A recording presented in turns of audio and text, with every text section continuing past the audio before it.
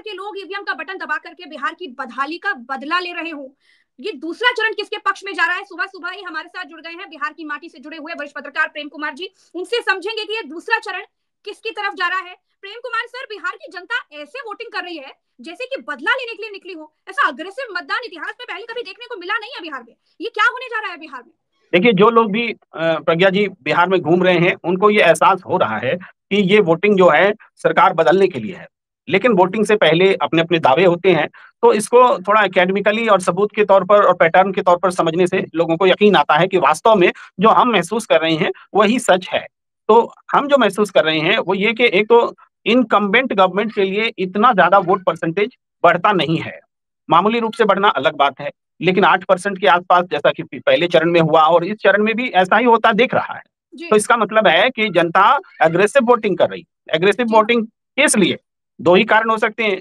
एक दावा होता है कि महिलाओं को पैसे मिल रहे हैं इसलिए वोटिंग कर रही हैं, और दूसरा दावा यह है कि नहीं, युवाओं में इस बार रोजगार के लिए पलायन कर चुके लोग बिहार आकर के सरकार बदलने के लिए वोट कर रहे हैं। और युवाओं की आबादी बहुत ज्यादा है, 20 साल से 50 साल के बीच के वोटर्स जो हैं उनकी तादाद 55 लाख है। तो हम्म ये वोटर्स एग्रेसिव वोट करें और बदलाव के लिए वोट करें तो सरकार का बदलना निश्चित लगता है। हम्म पहली बात को अगर हम एनालाइज करें महिला वोटर्स को, तो निश्चित रूप से महिला वोटर्स पिछले विधानसभा चुनाव में एनडीए को 1% अधिक मिला था महागठबंधन के मुकाबले। तब से अब में ऐसा कोई गुणात्मक परिवर्तन नहीं आया है। जीविका दीदी पहले भी थी, अब भी हैं। 10,000 का अगर आपने वादा किया तो 10 तेजस्वी हर घर से सरकारी नौकरी, जीविका जी दीदी को परमानेंट करने की बात, उनको उनके लोन माफ करने की बात, नए लोन देने की बात, सब कुछ कर रहे हैं। तो इसके अलावा और क्या बात है कि जीविका दीदी भी ऐसा नहीं कि आर्थिक आधार पर ही वोट करेंगी।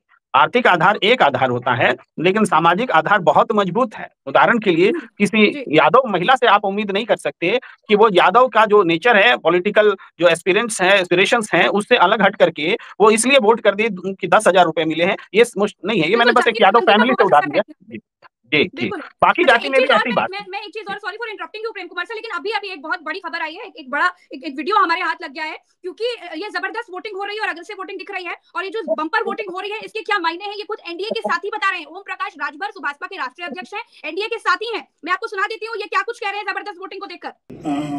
मैंने एक दिन गूगल पे देखा तो ये देखने को मिला कि ज्यादा जब वोटिंग हुई है तो आरजेडी की सरकार बनी है। ज्यादा जब वोटिंग हुई है तो आरजेडी की सरकार बनी है। आरजेडी की सरकार बनी है, और ये बात ओम प्रकाश राजभर खुद बोल रहे हैं। प्रेम कुमार सर, ये जो ज्यादा वोटिंग है ये परिवर्तन का ही संकेत है। आरजेडी की सरकार बनते हुए देख रहे हैं ओम प्रकाश राजभर एनडीए के साथी।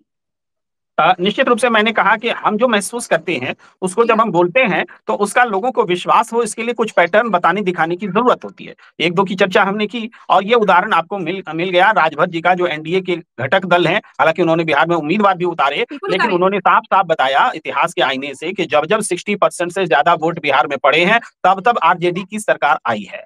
ये एक ऐतिहासिक सच है और तथ्य है। वही बात राजभर जी बोल रहे थे। तो ये भी उस पैटर्न को मजबूत करता है जो ये बता रहे हैं कि अग्रेसिव वोटिंग का मतलब क्या है। जी जी सर, पूरा पहला चरण देखिए बदलाव के नाम रहा। दावे भी हमने देखे और तस्वीरें भी हम लगातार देख रहे हैं, लेकिन पहले चरण के बाद भाजपा की भाषा और बॉडी लैंग्वेज देख करके लग रहा था कि खेला हो चुका है। लेकिन दूसरे चरण से पहले खबरें ये आई कि अमित शाह होटल के कमरों में सीसीटीवी बंद करवाकर, लाइटें बंद करवाकर अधिकारियों पर दबाव बनाने की कोशिश कर रहे हैं। ये आरोप आरजेडी और कांग्रेस ने लगाए। आपको क्या लगता है, जब विपक्ष इतना सजग है तो फिर गड़बड़ी के कितने चांसेस हो सकते हैं सर?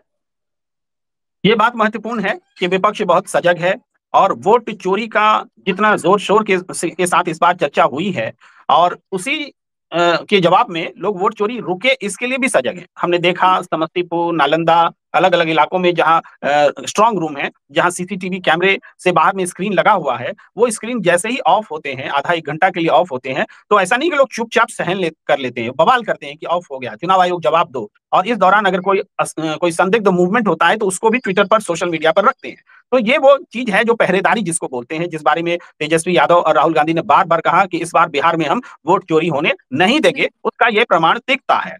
आपने एक बात कही कि लोगों के हाव भाव बहुत के बदल गए हैं, तो उसमें हम आपको याद दिलाना चाहेंगे, जैसे राजनाथ सिंह की एक बाइट आई, बहुत चर्चा जी में है। हाँ। उन्होंने कहा कि जेडीयू, आरजेडी, कांग्रेस सब भ्रम फैला रहे हैं। अब बताइए, जिस जेडीयू के नेतृत्व में आप चुनाव लड़ रहे हैं, वही जब भ्रम फैला रहा है, इसका मुंह से मतलब है निकल गई कि सर, मुंह से निकल गई उनके।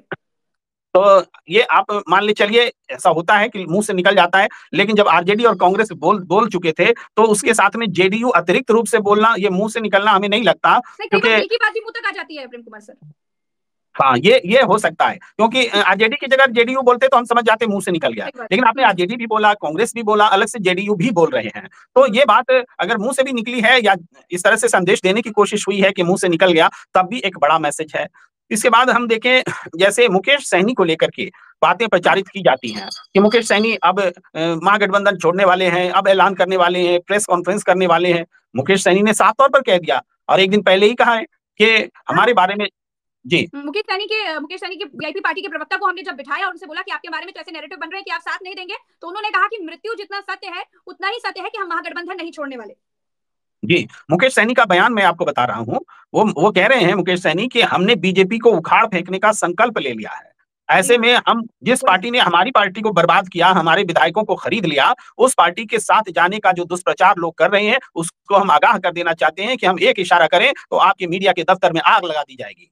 इस तरह से उन्होंने एग्रेशन का इज़हार किया है। तो ये बहुत बड़ी बात है कि मुकेश सहनी उस दुष्प्रचार के खिलाफ मजबूती से सामने आए। ऐसा पहले नहीं दिखता था कि आप दुष्प्रचार कर लेते थे, लोग सह लेते थे, इस बार रिएक्शन हो रहा है। तो आपने जेस्चर और पोस्चर की बात की, तो दोनों तरफ से है। राजनाथ सिंह का उदाहरण है, तो इधर मुकेश सहनी का भी उदाहरण है। और आपने तेजस्वी यादव का जो उन्होंने संदेश दिया है चुनाव प्रचार खत्म होने के बाद, वो संदेश भी बहुत अनोखा है, अलग किस्म से है। उन्होंने पूरे चुनाव प्रचार को समराइज करते हुए कहा है कि इस बार युवा जो है बदलाव के लिए सामने है।